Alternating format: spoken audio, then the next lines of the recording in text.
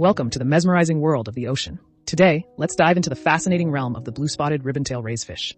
The blue-spotted ribbontail rays, scientifically known as Taeniura lima, are striking creatures found in the warm tropical waters of the Indo-Pacific. With their striking blue spots adorning their sleek bodies and elegant ribbontails, they truly stand out in the underwater world.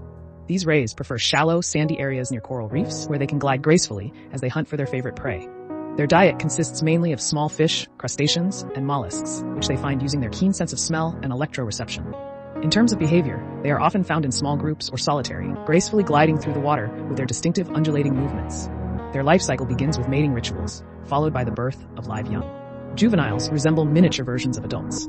While blue-spotted ribbontail rays are not currently listed as endangered, they face threats from habitat destruction and overfishing. Let's work together to protect these majestic creatures and preserve the beauty of our oceans. Don't forget to like, share, and subscribe for more amazing ocean discoveries.